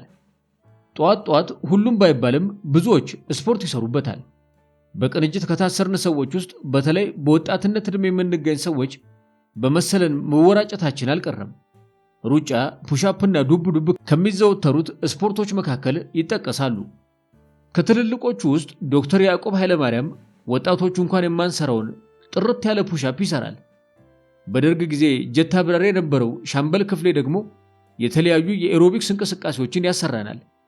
በዚህም ምክንያት ወዳጅነታችን ጠንክሯል። ሻምበል ክፍሌ በጣም ሽቁጥቁጥ ነው። ፊቱ ላይ ፈገግታ የለየውም። የራሱን ምግብ አዘጋጅቶ የሚመገብ ሲሆን ለአመጋገቡም በጣም የሚጠነቀቅና ሸንቃጣ ነው። ጨዋና ቆፍጣና ነው። ስነ ምግባሩ ለሌሎች ማስተማሪያነት ሊያገለግል ይችላል። የትም ቦታ በየትኛውም ሰዓት ቢያገኙት አይለወጥም። የጨዋነትና የስነ ምግባሩ ካባ ከትከሻው አይወርድም። ሻምበል ክፍሌ ከስፖርት መልስ ፀጉር በማስተካከል ጊዜውን ያሳልፋል። ከሚያገኛት ትንሽ ገቢም ጥሏቸው የታሰረውን 2 ልጆቹን ይደጉማል። ይሁን እንጂ የቅንጅትን ሰዎች ስፖርት ማሰራቱን የጠበቀ የሚመስል ወዳጅነት ማሳየቱ የእስር ቤቱን ኃላፊዎች አላስደሰትም። ፀጉር አስተካክሎ የሚያገኛትን መጠነኛ ገቢ እንዳያገኝ ጉሮሮ ላይ ቆሙበት። ፀጉር እንዳያስተካክል ተከለከለ። ሻምበል ክፍሌ ከ17 ዓመት በላይ ታስሮ ከወጣ በኋላም በጣም ጥሩ ወዳጅነታችን ቀጥሎ ነበር። ከኢትዮጵያ ውጪ በአብራሪነት ሙያው ተሰማርቶ ሕይወቱን እየመራ እያለ እኔ ዳግም ወደ ቃሊቲ ተመለስኩ። ባለበት ይቅናው። በደርጎች ዞን ካሳለፍናቸው ቀናት በአንዱ ታምሜ ሕክምና ብጠይቅም በሰዓቱ ስላልወሰዱኝ ዘግይተው በተደጋጋሚ በድምፅ ማጉያ ቢጠሩኝም አልወጣም ብዬ ተቀመጥኩኝ። ከብዙ ጥሪ በኋላ ኃላፊው ኤርሚያስ በደም ፍላት ሲንደረደር መጣ። የሚሽቆጠቆጥ እስረኛ አልጠበቀውምና ባሰበት። ሁለታችንም ባሰብን። ተጫጫኸን፣ ተለያየን። የመጀመሪያው የጸብ ቀን መሆኑ ነው። ሁለተኛውና ያስተዛዘበን ግጭት በዚያው በደርጎች ክልል ተፈጠረ። ጠያቂ ከውጪ እስረኛው ከውስጥ ሆኖ የቅንጅትን የድል ምልክት እያሳየ ሰላም መባባል ወንጀልም እንግዳም አልነበረም። በመሆኑም ቀድመን የመጣነው እኔና አንተነህ ሙሉጌታ ይህንኑ የድል ምልክት እያሳየን እንደ ጫካ ተገጥግጦ የቆመውን ጠያቂ ሰላም ማለት ጀመርን። አንዱ በደም ፍላት የሰከረ ፖሊስ እየሮጠ መጥቶ እጃችንን እንዳናወጣ አስጠነቀቀን። በየትኛው ሕግ ይህንን ማድረግ ወንጀል እንደሚሆን ጠየቅነው። መልሱ ግን አታድርጉ ብያችኋለሁ ብቻ ሆነ። የእርሱ ያልተገባ ደም ፍላት የኛንም ደም አሞቀው። አናቆምም አለን። እርሱም ምልክቱን ማሳየታችሁን ካላቆማችሁ ከቤተሰብ ጋር አትገናኙም፣ ተመለሱ አለ። ከመለስከን እንመለሳለን ብለን ስንመለስ ንትርክ ውስጥ እንደሆነን ያዩ አንዳንድ አዛውንቶች የኛን ጸብ የጎረምሳ ጸብ አድርገውት እንደነገሩ በቁጣ ገርመም አድርገውን ወደ ጠያቂዎቻቸው ተጣደፉ። እነርሱን ተከትሎ የሚመጣው ዶክተር ብርሃኑ ዘንቢሉን እንደያዘ ምን እንደተፈጠረ ጠየቀና አስረዳ ነው። እንደዚህ ከሆነ እኛም ብንሆን ቤተሰባችንን አናገኝም አለና ከኋላ ወደ ቤተሰብ ጥየቃ የሚገሰግሱትን ሁሉ አስቁሞ ነገራቸውና ተመለሱ። ቤተሰብም ማዶ ሆኖ በጭንቀት የሚሆነውን ያያል። የቤተሰብ ድንጋጤና ጭንቀት ምንም አያመጡም ብለው ቤተሰብ እንዳናገኝ ወደ ከለከሉን ኃላፊዎች በፍጥነት ተዛመተ። ወዲያውኑም ሁላችንም ቤተሰቦቻችንን መጠየቅ እንደምንችል ፈቀዱ። ከኛ ተለይተው ቤተሰብ ያገኙት አዛውንቶች ምናልባት 2 ቢበዛ 3 ደቂቃዎችን ከኛ በላይ ቤተሰባቸውን ለማነጋገር ችለው ይሆናል። ተዛዘበን። ከቤተሰብ ጥየቃ ጋር በተያያዘ ከደርጎች የተሰጠን አንድ ጠቃሚ ምክር ነበር። በዚህ አጋጣሚ ላንሳው። ከማዕከላዊ ቆይታችን ወደ ቤተሰብ ጥየቃ ስንሄድ ላለባበሳችንም ሆነ ለገጽታችን ምንም አይነት ጥንቃቄ አናደርግም ነበር። ደርጎች ከረጅም ዓመታት የእስር ተሞክሯቸው ያካፈሉን ሰው ከታሰረ በኋላ የሚኖረው ለቤተሰቡ ነው። ላይመቻችሁ ሊከፋችሁም ይችላል፣ የሚጠበቅም ነው። ይህንን ግን ቤተሰባችሁ ፈጽሞ ሊያውቀው አይገባም። በተቻለ መጠን ወደ ቤተሰብ ስትሄዱ ያላችሁን ልብስ በንጽህና ለብሳችሁና ተቀባብታችሁ ሊሆን ይገባል። ምክንያቱም ቤተሰብ ሲመጣ አምሮባችሁ ካየ ሁልጊዜም እንደዚሁ ተመችቷችሁ እንደምትኖሩ እያሰበ ይጽናናል። ስለናንተ በቤተሰብ ላይ የሚወድቀውን ጭንቀትም ትቀንሳላችሁ የሚል ነበር። ለብዙዎቻችን ጠቃሚ ምክር ነበር። ከዚያ በኋላ አቅም በፈቀደ አንበር ጭቃውንም ዜኒቱንም ገዝተን ወይንም ተውሰን እንቀባባ ጀመር። በተለይ እኔ ምክሩን ከልቤ ተቀብየዋለሁ። አሁን ድረስም እየጠቀመኝ ይገኛል። በሁለተኛው እስር ወቅትም ተጠቅሜበታለሁ። በሳምንት 2 ቀን ብቻ ቢሆንም። የደርግ ሰዎች ከሰኞ እስከ ዓርብ የድሮዎቹ ደርጎች ፈጽሞ አይመስሉም፣ ከመላኩ ተፈራ በስተቀር። ጉስቁልናቸው ይታያል። አለባበሳቸውም ቢሆን እንደነገሩ ነበር። ከደርግ የክስ ፋይል ከታሰሩት ውስጥ ወደ 60 ያህሉ ሥራ ነበራቸው። የቀን ደሞዛቸው ደግሞ 2 ብር ብቻ ነበር። በወር 60 ብር ገደማ መሆኑ ነው። ዋና ዓላማው ግን ራስን ከእስር ቤት ውጣ ውረድ አርቆ አእምሮን በሥራ ለመወጠር እንጂ ለገንዘቡ አይመስለኝም። ምናልባት ለአንዳንዶቹ ሳንቲሙም የሚደፍንላቸው ቀዳዳ ሊኖር ይችላል። ማሞቂያና ፍሪጅ በስሙኒ የሚያገኟቸው አገልግሎቶች ነበሩ። በየጣሪያው ላይ የተቀደዱ ቆርቆሮዎችን መጠገንና ሌሎችንም የአናጢነት ሥራዎችን ይከውናሉ። እሁድና ቅዳሜ ሲመጣ ግን ከሰኞ እስከ ዓርብ በሥራ ተጠምደውና ተጎሳቅለው የሚያውቋቸው ሰዎች ፈልገው ያጧቸዋል። በጣም በጠዋት ጀምሮ ሻወሮች ወረፋ ይበዛባቸዋል። ከሴት ጓደኞቻቸው ጋር ወደ መዝናኛ ቦታ ለመሄድ የቀጠሮ ሰዓት የደረሰባቸው እንጂ በሽቦ አጥርና በትልልቅ አጉራ ተጠልለው በሩቅ ሰላምታ የሚሰጧቸውን ቤተሰቦች ለተወሰኑ ደቂቃዎች ለማግኘት የሚጣደፉ አይመስልም። እሁድና ቅዳሜ መሽቀርቀር ብቻ ነበር ስራቸው። ሻወር ቤት በር ላይ የሚገኘው ወደ ጎን የረዘመው መስታወትና ከስሩ ያሉ ቧንቧዎች ያለ ረፍት ግልጋሎት ይሰጣሉ። ሳምንቱን ሙሉ እንደ ሙጃ ሲያድግ የነበረ ጺም ድራሹ ይጠፋና ከስሩ የቀድሞ የደርግ ባለስልጣናት ቀስ እያሉ ብቅ ይላሉ። የልብስና የጺም ሽቶዎች መዓዛ ውህድ በአየር ላይ ሲነፍስ ላፍታም ቢሆን የሀብታም ሰርግ ላይ የታደሙ ሊመስሎት ይችላል። ከዚያ ደርጎች የሚያምሩ ሱፎቻቸውን ደርበው ወደ ቤተሰብ ጥየቃቸው ሲያመሩ ይታያሉ። የዚያን ቀን ፈገግታ ከገጽታቸው አይለይም። ጨዋታ ያነሰዋል አይደል? አንዳንዶቹ የደርግ አባላት ያን ያህል ዘመን ተመላልሰው የጠየቋቸውን ሰዎች የመጡበትን ቀንና ያመጡትን መጠየቂያም ሳይቀር እየመዘገቡ ያስቀምጣሉ። ደህንነቱ አሌክስም የመጨረሻ ልጃቸው ከጮኛው ጋር መጥቶ 10 ብር እንደሰጣቸው ነግረውኛል። በሌላ ጊዜ ግን ፈጣሪ አሮጊቴን ደህና ያድርግልኝ፣ ተመላልሳ ለዓመታት የምትጠይቀኝ እሷ ብቻ ነች ይሉ ነበር። አሌክስ ከታሰሩ በኋላ 3 ልጆቻቸውን በእርዳታ ወደ ካናዳ፣ አሜሪካና ግብፅ በመሄዳቸው ሸክም አልነበረባቸውም። ጭንቀታቸው የአሮጊታቸው ደህንነት ብቻ ነበር። ከቅንጅት አመራር አባላት ጉዳይ እየሸሹ ይመስልብኛል። ከይቅርታ ጋር ወደዚያው ልመለስ። ቀደም ብዬ እንደገለጽኩት በተለያዩ መታጎሪያዎች ውስጥ ተመድበናል። አመጋገባችን ከአኗኗር ቅርበት ጋር እምብዛም የተያያዘ አልነበረም። ይልቅስ አስተሳሰብና ትውውቅን መሰረት ያደረገ ነበር። እኔ የነበርኩበት የምግብ ቡድን መቁረስ ወደ 14 ሰዎች ይይዛል። አቅም ያለን ሰዎች እሁድና ቅዳሜን ሳይጨምር ባሉት ቀናት ውስጥ ምግብ ለማምጣት ተመድበናል። አቅም የሌለንም ካለ ጭንቅ የተገኘውን አብሮ መካፈል ነው። ምግብ ከምናመጣውም አንዳንዶች ቆሎ ይዘን ወደ አሻሮ ልንጠጋ እንችላለን። ይህ በፍጹም የሚያስጨንቀን ጉዳይ አልነበረም። በምሳ ሰዓት ከቀይ ሽብር ግቢ ከተለያዩ አቅጣጫዎች በአንድ ወገን ጥግ ላይ 14ታችንም ሰዓታችንን ጠብቀን እንሰበሰባለን። ዳንኤል በቀለና አንተነህ ሙሉጌታ ደግሞ ለአስተናጋጅነቱ ሁልጊዜም ያደገድጋሉ። ሌሎቻችን ስንመገብ እነርሱ ቆመው እንጀራና ወጥ ይጨምራሉ። አጠቃላይ ሁኔታቸው የሰርግ አይነት ነበር። እነርሱ ደግሞ ብሉልኝ ጠጡልኝ የሚሉ ደጋሾችን ይመስላሉ። በተለይ ዳንኤል በቀለ በእድሜ ከብዙ ከሚያገለግለን ሰዎች የሚበልጥ ቢሆንም እረፍትን አይሻም። ምሳውን ሳይበላ ወጥና እንጀራው ቢያልቅ ግድ የሚሰጠው አይነት አይደለም። የእርሱ ትኩረት እያንዳንዱ ታዳሚ በሚገባ መመገቡን ማረጋገጥ ነው።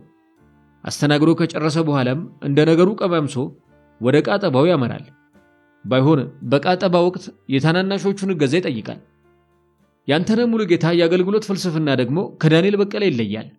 አንተነህ የመጀመሪያ ስራው የመመገቢያ ሳህኑ ላይ የሚያስፈልገውን መጠን ከሚፈልገው አይነት ቀንሶ ለራሱ ካስቀመጠ በኋላ ሌሎቻችንን ማስተናገድ ይጀምራል። ዳንኤል ግን ምግብ ቢያንስ ወይንም ጨርሶ ቢያልቅ ሳይመገብ መዋሉ ቁም ነገሩ አልነበረም። በጣም የሚገርመው ግን ዳንኤል እስኪጠይቀን ድረስ አንዳችንም ዕቃ በማጠብ እንኳን ልንረዳው ይሉኝታ ቢጤ አይሰማንም ነበር። በልተን ወደየፊናችን እንሄዳለን።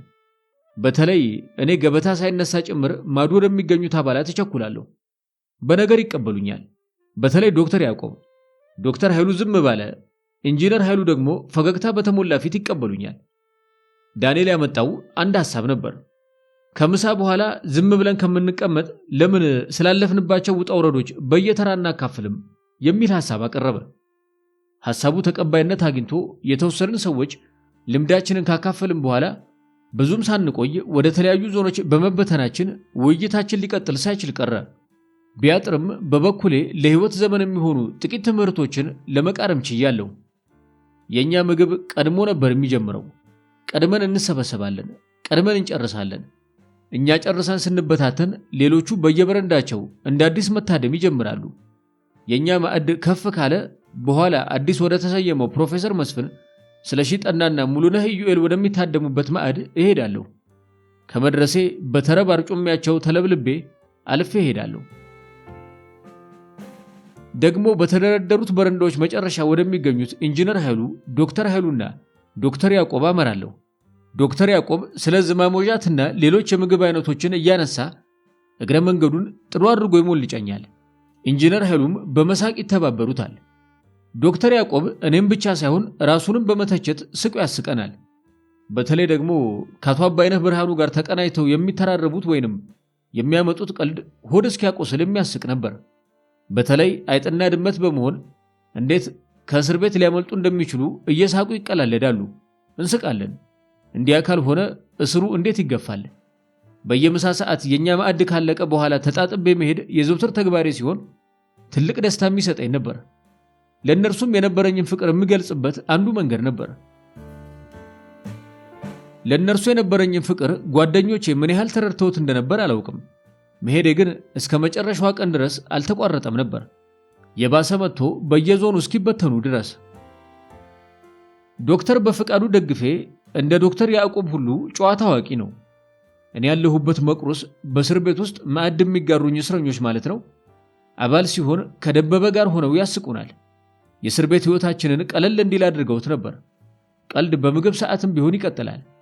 ዶክተር በፍቃዱ ገጠር እንደተወለድኩ ያውቋልና ስማ እንዳንተ ዛፍ ስር የተወለድኩ ይመስልሃል? እንዲህ በሚባል ስመጥር ክሊኒክ ነው የተወለድኩት ይለኛል። እኔም ያቅሜን ወረውራለሁ። ዶክተር በፍቃዱን በኢህአፓ ዘመን ማዕከላዊ ውስጥ የውስጥ እግሩን የገረፈው ሰውም በደርጎች ፋይል ተከሶ ተፈርዶበት በዛው ግብ ይገኛል። ሲያየው ቁጣን ወይንም ቂምን አልነበረም የሚያሳየው።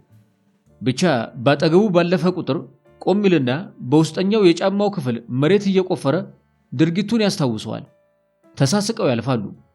ሰውየው ሲያየው መንገድ ካልቀየረ በስተቀር ይኸው ምልክት ሁልጊዜም ይጠብቀዋል። ሁልጊዜም ከሁለቱም ገጽታ ፈገግታ አይጠፋም። ዘቅዝቆ የገረፈውን ሰው ይቅር ማለት በጣም ትልቅ ነገር ነው። ከዚህ አልፎ ነገሩን የሳቅ ምንጭ ማድረግ መቻል ደግሞ መባረክ ነው። ከስር ከተፈታም በኋላ ዶክተር በፍቃዱና የቀድሞ ገራፊው እየተገናኙ ሻይ ቡና ይባባሉ ነበር። አንድ ቀን ተገባብዘው ሲለያዩ ዶክተር በፍቃዱ ያዘጋጀለትን በእርሱ አገላለጽ ጥቂት ፍራንክ አስጨበጠው። ገንዘቡን ለመቀበል ቢከብዶም አልቀበልም ለማለትም አልወደደም። ነገሩ ቢያስጨንቀው አሁን ገና ገደልከኝ ብሎ ተቀበለው። በጣም የሚያሳዝነው ግን የኢንጂነር ኃይሉ ጉዳይ ነበር። ወደ ቤተሰብ ጥየቃም ሆነ ሻወር ለመውሰድ የሚያደርጉት እንቅስቃሴ በሰው ድጋፍ ነበር። እግሮቻቸው እየተፈተሉ ሲንቀሳቀሱ ማየት ቅስምን ይሰብር ነበር። ያም ሆኖ መንገድ ላይ ከሚያገኙት ሰው ጋር ደገፍ ብለው ቆመው በፈገግታ ይወያዩና መንገዳቸውን ይቀጥላሉ። ከሌሎች ዞኖች በተለየ የቀይ ሽብር ክልል መታጠቢያውና ሽንት ቤቱ ከመኖሪያ መጋዘኖች ውጪ ነው። ሌሊት 9 ሰዓትም ቢሆን አይኖ ሳይገልጥ ወጥተው ለሽንት ሲሄዱ ከሌላ ቦታም እንዲሁ የሚመጡ ሰዎች ጋር ሰላም ተባብለው ያልፋሉ። በእንደዚህ አይነት ውድቅት ኢንጂነር ኃይሉ ተደግፈው ሲሄዱ ትንሽ ተራምደው ቆም ብለው ሲያርፉ ያጋጥማል። ስቃያቸውን ባይጋሯቸውም ስቃያቸው ዘልቆ ህሊናን ደጋግሞ ይወጋል። የማያስነክስ ግን ከሌሊቱ ብርድ ጋር ሆኖ የሚጠዘጥስ ህመምን ይፈጥራል። ስቃያቸውን መጋራት ይቀል ይሆን? ኢንጂነር ኃይሉ በሚገኙበት ሁኔታም ስትሬቸር ላይ ተኝተው ስፕሪንግ ሲስቡ የመንፈስ ብቻ ሳይሆን የአካልም ጥንካሬያቸው ይገርመን ነበር። ጭንቀትና ውጥረት በሞላበት የፖለቲካ ውይይት በጣም በአመዛኙ የሚስተዋለው የግለሰቦችን ቁም ነገር ነበር። በማዕከላዊና በደርጎች ክልል ባሳለፍናቸው የእስራት ቀናት ግን የቅንጅት መሪዎች ቀልድ አዋቂነትና ሰብአዊ ባህሪያትን ለማየት እድል ሰጥተውናል። በዚህ ሁሉ ወቅት የቀልድ ምልክት ያልታየባቸው ዶክተር ኃይሉ አርአያና አቶ ገብረ ጻዲቅ ከ60ዎቹ ደርግ ከረሸናቸው ሰዎች መካከል በታምር የተረፉ ብቻ ይመስሉኛል። ከዚያ ውጪ አብዛኞቹ የቅንጅት መሪዎች ዘና ያሉና ቀልድ አዋቂዎች መሆናቸውን አይተናል። ፕሮፌሰር መስፍን እንኳን ብዙ አስቀውናል። ሰላምበር ጭቃና ቂጣን ቅጥቅጥ ስለተባለው ቀሚስ አውስተው አስቀውናል። የቀይ ሽብርን የእስር ክልል ይወደድ ነው ይመስላል። ተረጋግተንም ለማሰብ ለራሳችን እድል አልሰጠነውም። ፕሮፌሰር መስፍን በረንዳቸው ላይ ቁጭ ብለው ሁኔታችንን ባንክረው ይከታተላሉ። በተለያዩ ጨዋታዎች የተጠመደን የአንዳንዶቻችን ጉዳይ በተለይ ቅር ሳያሰኛቸው አልቀረም። እናም ወቀሳቸውን ሰነዘሩ። እናንተ ሰዎች ውሎና አዳራችሁ ከካርታና ዳማ ጋር ሆነ፣ የፖለቲካ እስረኞች መሆናችሁን ዘንግታችሁታል ማለት ነው አሉን። በንባብና መሰል ስራዎች ራሳችንን መጥመድ እንደሚገባን ተናገሩን። ተግሳጻቸውም ለሁላችንም ሲደርስ ጊዜ አልወሰደበትም። ዶክተር ብርሃኑ በበኩሉ የእርሳቸው አይነት ሐሳብ ሳይገባው አልቀረም። በእርሱ በኩል የራሱን መጽሐፍ ማውጫ ከዳንኤል በቀለ ጋር እየተወያየበት ነበር። ሌሎቻችንም ትርጉም በሚሰጡ ስራዎች ላይ ጊዜያችንን እንድናጠፋ ሐሳብ አቀረበ። መሰብሰብ አይፈቀድም ነበርና አዲስ ይሰራ ከነበረው ሌላ የእስረኛ ማጎሪያ መጋዘን ውስጥ በመግባት ተደብቀን መወያየት ጀመርን። ዶክተር ብርሃኑ ምን እንስራ፣ ጊዜያችንን እንዴት እንጠቀምበት የሚል ውይይት አነሳ። በውይይቱ ላይ የምንሳተፈው ሁላችንም አልነበርንም። በቅንጅት አመራር አባላት ውስጥ የተወሰነን ብቻ ነበርን።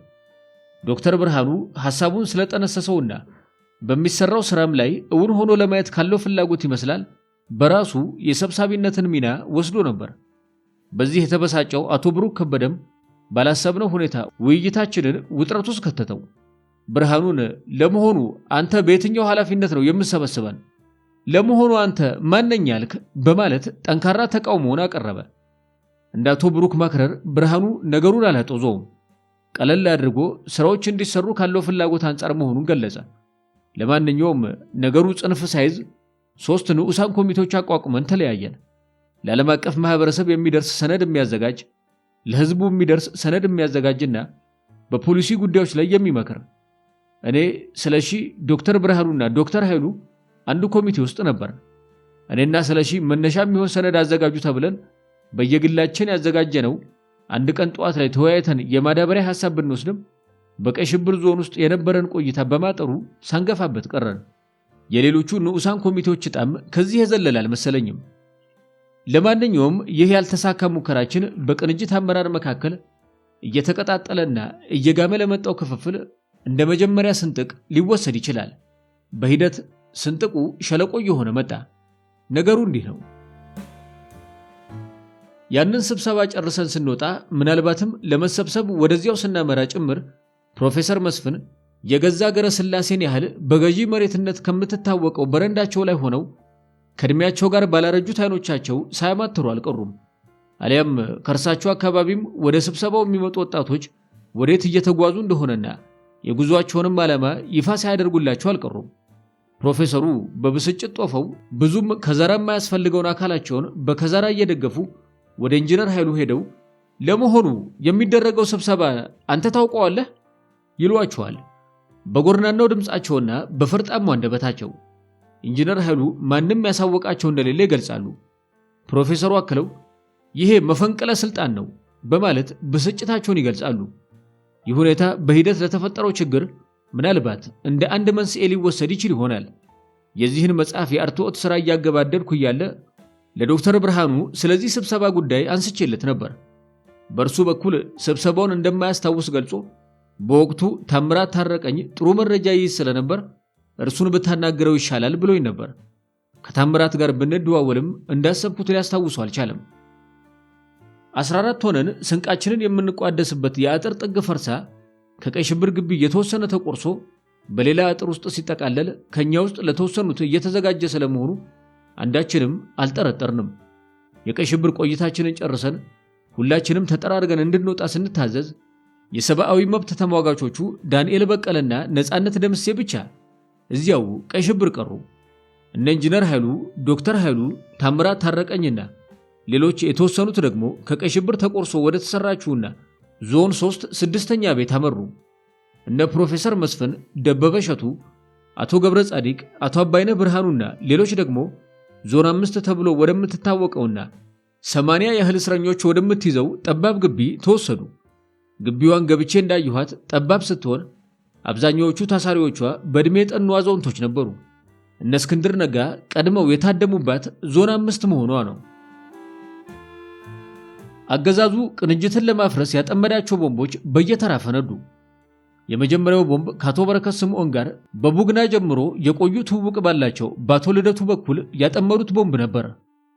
ከኢዴፓ ወደ ቅንጅት እንዲሄድ ከተወሰነው አመራር ውስጥ ከ18ቱ ቢያንስ 14ቱ ሳናውቅ ለምርጫ ቦርድ በአቶ ልደቱ በተጻፈ ደብዳቤ ኢዴፓ ወይም መድህን ከቅንጅት መውጣቱን አበሰረ። የዚህ ቦምብ ፍንዳታ ቅንጅትን ብዙም አልጎዳውም። እንዲያውም ተጠናክሮ እንዲወጣ የረዳው ይመስላል። ቅንጅት አቶ ልደቱና ጓደኞቻቸው ጉዳያቸውን ቀርበው እንዲያስረዱ ቢጠይቅም ሳይቀርቡ ቀሩ። የሚቀጥለው ህጋዊ አካሄድ በፓርቲው የሥነ ሥርዓት ደንብ መሠረት ፓርቲውን ወክለው ከሚያደርጉት እንቅስቃሴ ማገድ ነበርና ታገዱ። ይህንን ተከትሎ ገና በእናቶ ልደቱ በኩል ትንፋሽ ሳይሰማ ያገዛዙ ደህንነት ከቁጥጥር ውጭ ሆነ።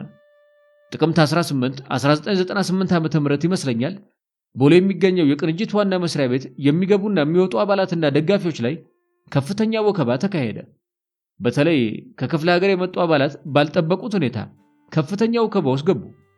እኔም በቦታው ነበርኩና ስወጣ ሊያስፈራሩኝ ሲሞክሩ እየሳኩ ትቼ በመሄድ ለሌሎች ደህንነቶች ድካም ስላለበት እንዳትለቁት የሚል መልእክት በመተላለፉ ደህንነቶች መኖሪያ ሰፈር ውስጥ ወስደው ስናይፐር ያነገተ የፌዴራል ፖሊስ አባል ግንባሬ ላይ እንዲያነጣጠር ተደርጎ በቪዲዮ እንዲቀረጽ አደረጉ።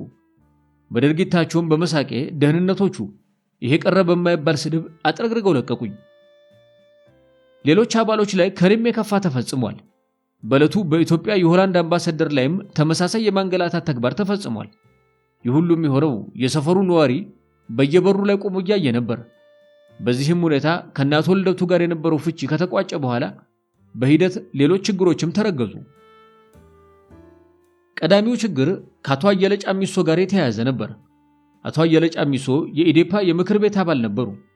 ስብሰባ የሚገኙት በጣም አልፎ አልፎ ነበር። መተውም አይናገሩም። አንድ ቀን ብቻ ነው ሲናገሩም አስታውሰው።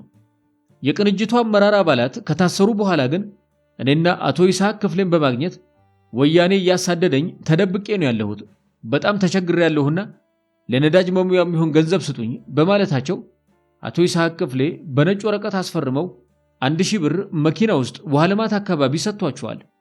ከወያኔ ሽሽት ላይ የነበረው ግለሰብ እንዴት በኋላ ላይ የወያኔ ቀኝ እጅ ሆኖ ቅንጅትን ለማጥፋት እንደሄደ የራሱ ታሪክ ይኖረዋል። የቅንጅቱ ከፊል አመራር ታስሮ ከፊሉ ድምፁን ሲያጠፋ ልክ ቀን ጉድጓድ ውስጥ ውሎ ሲጨልም እንደሚጮህ የቀበሮ መንጋ የሚሰማው የአቶ አየለ ድምፅ ብቻ ሆነ። የቅንጅት ተመራጮች የአዲስ አበባ ምክር ቤት እንዲቀበሉ ብሎም የከተማዋ ከንቲባ ለመሆን የነበራቸውን ህልም እውን ለማድረግ ያልቧጠጡት ዳገት ያለ አይመስልም። በተለይ ከአሜሪካ ኤምባሲ ጉዳይ አስፈጻሚ ወይዘሮ ቪክ ሃድልሰን ጋር በመሆን ያልፈነቀሉት ቋጠኝ አልነበረም። ነገር ግን ከአንደኛውም ቋጠኝ ስር የከተማዋን ማዘጋጃ ቤት ቁልፍ ሳያገኙት ቀሩ። የከተማዋን ቁልፍ ባያገኙትም የፎርጅድ ቅንጅት ባለቤት የሆኑ ዘንድ ህወሓት የሚቆምርበት ምርጫ ቦርድ ሰርተፍኬት ሸለማቸው። በዚህ ሂደት ህዝቡን አደናግሮ በህዝብ ልብ ውስጥ መግባት ባይችልም ፎርጅዱ የአቶ አየለ ቅንጅት ህዝቡን እልህ ውስጥ ለመክተት ሌላ ምክንያት ሆኖ ያገለገለ ይመስለኛል። የቅንጅት አመራር በእስር ሲማቅቅ፣ አቶ አየለ ደግሞ ጸጉራቸውን ደማቅ ቀለም ተቀብተው በየራቱ ግብዣ ላይ ቅንጅትን ወክለው ይገኙ ነበር። የቅንጅት ትልቁ ችግር የተፈጠረው ግን እስር ቤት ውስጥ ይመስለኛል። ቀድሜ እንደጠቀስኩት ያለ ሥራ ጊዜያችንን ከምናቃጥል በሥራ እንድንጠመድ ይረዳን ዘንድ የተደረገውን ስብሰባ ኢንጂነር ኃይሉ ሻውል ሳያውቁት በመደረጉ በአመራሩ በተለይም በዶክተር ብርሃኑና በኢንጂነር ኃይሉ መካከል ስንጥቅ ሳይፈጠር አልቀረም። በተፈጠረው ክፍተት ላይ ውይይት ማድረግ ሳይቻል አመራሩ ወደ ተለያዩ ዞኖች ተበተነ። በዚህም ምክንያት በተለያዩ ወሬዎች እየዳበረ ችግሩ ሳይካረር አልቀረም። በተለይም ደግሞ ከቅንጅት ዓለም አቀፍ አመራር መረጃ ወደ ቃሊቲ ሲመጣ ችግሩን በሚያከፋ ሁኔታ ይመጣ እንደነበር ይገመታል። እስር ቤት ውስጥ ባሉ አመራር ብቻ ሳይሆን በዓለም አቀፉ አመራር ውስጥም ችግሩ እየሰፋ መጣ። ምንም አይነት ችግር ቢፈጠር ፓርቲው በህዝብ ዘንድ አመኔታና ከበሬታን ያተረፉ የአመራር አባላት ስለነበሩት ችግሮቹን ቁጭ ብለው እንደሚፈቱ ቢጠበቅም የሆነው የዚህ ተቃራኒ ሆነ። ዋናዎቹ የአመራር አባላት በትንንሽ የልዩነት ድሮች እየተጠላለፉ ሲወድቁ ማየት አስደንጋጭ ነበር። ከእስር ቤት መልስ ብዙውን ጊዜ ወስደው በፓርቲው አመራር መካከል የነበረውን የሻከረ ግንኙነት ለማስተካከል አንዳች ሙከራ ሳናደርግ ወደ ተለያዩ የዓለም ክፍሎች በመሄድ ደጋፊዎቻችንን ለማመስገን ተነሳን። ከጉዞ ጋር ተያይዞም ችግሩ የባሰ ተወሳሰበ። በተለይም ወደ አሜሪካ እንዲሄድ የተመደበው አመራር ዋናው ልዑክ ቢሆንም ከመፍትሄ ይልቅ የችግር ምንጭ ሆነ። በተለይም ችግሩ ለወይዘሪት ብርቱካን ሚደቅሳ ትልቅ ራስ ምታት እንደነበር ይታመናል። በወቅቱ በመገናኛ ብዙሃን ላይ ሳይቀር በመውጣት ለኢንጂነር ኃይሉ ያቀረበችው ተማጽኖ የነበረችበትን ችግር ብርታቱን ያሳያል። በመኢአድ አመራር ውስጥ ከነበሩት ግለሰቦች አንዱ ወሳኝ የፓርቲው አመራር ከሌላው ቁልፍ አመራር ከግብርና ሥራ ጋር ለተያያዘ የንግድ ሥራ 3 ሚሊዮን ብር ተበድሮ ለመመለስ ተቸግሮ በነበረበት ወቅት የቅንጅት አመራር ዘብጥያ ሲወርድ አብሮ የመውረድ ዕጣ ወደቀበት። ይኸው ግለሰብ እስር ቤት ውስጥ ሆኖ ብድሩን ለመክፈል ባደረገው ሙከራ ችግሩን አወሳሰበው። ከባንክ በብድር የተወሰደውን ብር በወቅቱ ባለመመለሱ ከአበዳሪው ባንክ በመያዣነት የተያዘው ቤት በሐራጅ የሚሸጥበት አፋፍ ላይ ደረሰ። የባንኩ አመራሮችም የሕግ ሳይሆን የሞራል ተጠየቅ ውስጥ ወደቁ። እንዴት ለሕዝባዊ ዓላማ በእስር ላይ የሚገኝን ሰው ቤት እንሸጣለን የሚል የሞራል ጥያቄ እርምጃ እንዳይወስዱ አገዳቸው።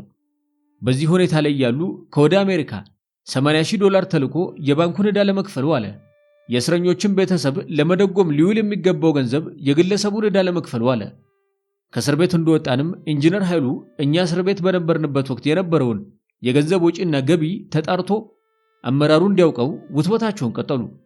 የችግሩን አሳሳቢነት የተረዳው የቅንጅት የፋይናንስ ክፍል በበኩሉ የተበላሸው የገንዘብ ፍሰት ዶሴ የሚገልጥ ከሆነ በቅንጅቱ ላይ ትልቅ ችግር እንደሚረጋገጥ በመረዳት ኢንጂነር ኃይሉ ውትወታቸውን እንዲተዉት ተማጽኖን ቀጠለ። የተበላሸው ግብራቸው እንዳይታወቅባቸው የሰጉት ግለሰቦች የቅንጅትን ምሰሶች በመወዝወዝ ችግራቸው ሳይታወቅ ቅንጅት አፈር እንዲለብስ ቀንከሌት ደከሙ። ይህ ግባቸው እንዲሳካ ደግሞ በዶክተር ብርሃኑና በኢንጂነር ኃይሉ መካከል የነበረውን ችግር እንዲወሳሰብ አደረጉት።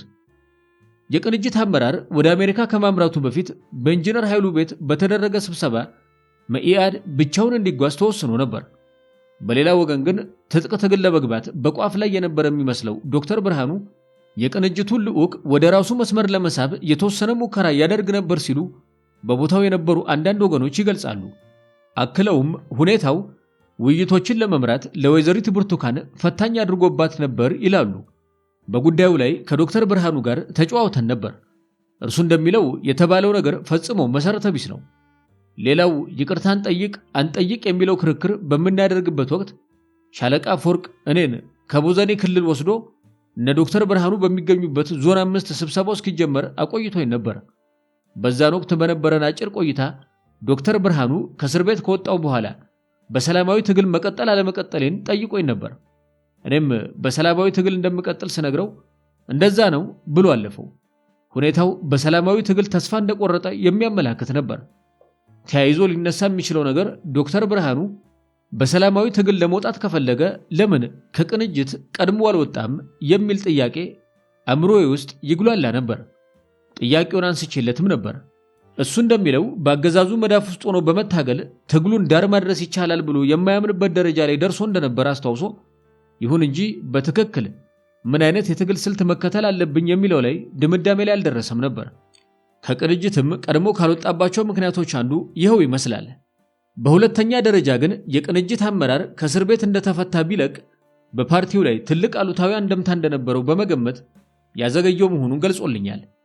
ከዚህ ጋር ተያይዞ ሊነሳ የሚችለው አመክንዮአዊ ተጠየቅ ግን በኢንጂነር ኃይሉ ቤት ውስጥ በተደረገ ስብሰባ መኢአድ ቀድሞውንም ከቅንጅት ጋር ላለመጓዝ ከወሰነ የዶክተር ብርሃኑ ከቅንጅት ቀድሞ መውጣት አለመውጣት ምን ፋይዳ ይኖረዋል የሚል ነው። ይህ ጥያቄ አግባብ ቢሆንም በወቅቱ ከገንዘብ ጋር በተያያዘ ሊጋለጥ የሚችል ጉድ የነበረባቸው ግለሰቦች እንደ ዋነኛ የኦሪት የመስዋዕትነት ፍየል የወሰዱት ዶክተር ብርሃኑን ከመሆኑ አንጻር ዶክተር ብርሃኑ ቀድሞ ቢወጣ ጉዳቸውን ከመጋፈጥ ውጪ ሌላ አማራጭ የሚኖራቸው አይመስልም።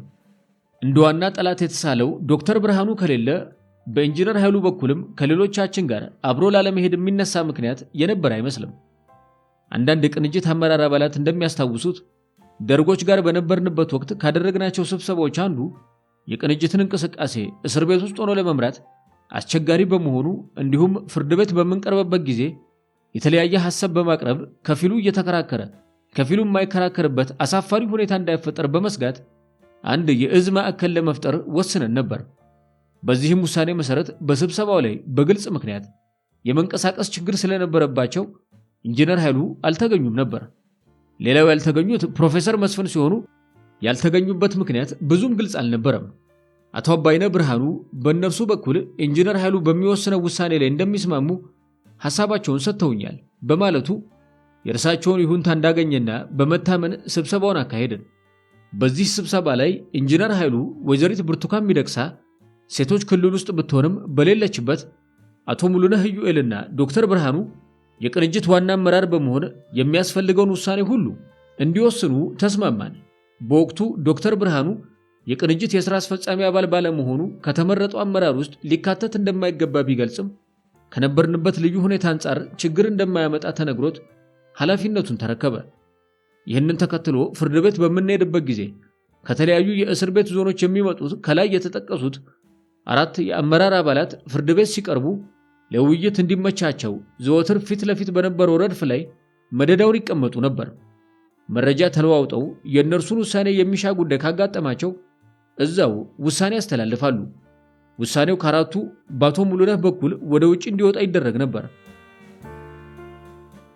በዚህ ሁኔታም እየሰሩ በተለያዩ ዞኖች ውስጥ ተበተነን ስለነበር አንዳንድ ጊዜ የፍርድ ቤት ቀጠሮ ሲራዘም መሃል ላይ ተገናኝተን ውሳኔ ለመወሰን አመቺ ሁኔታ አልነበረም። ይህ ሁኔታ የአመራሩን አንድነት በተወሰነ መልኩ ሲያሸረሽረው አልቀረም።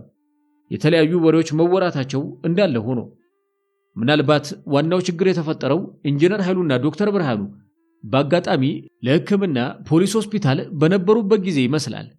በወቅቱም በእናቶ ብርሃነ መዋና በእናቶ አንዳርጋቸው ጽጌ የሚመራው የቅንጅት ዓለም አቀፍ አመራር እያለ እነ ዶክተር ታዬ ወልደ ሰማያት የተካተቱበት ሌላ አመራር ተቋቋመ።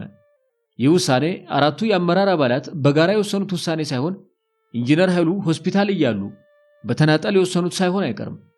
ይህ ሁኔታ ድሮንም የሰመረ መግባባት የማይታይበትን የአመራሩን ችግር ወደ ጫና እንደወሰደው መገመት ይቻላል። እስር ቤት የነበረው የቅንጅት አመራር ከተፈታም በኋላ የቅንጅት ዓለም አቀፍ አመራር ችግር ሳይፈታ ነው ቅንጅት የፈረሰው።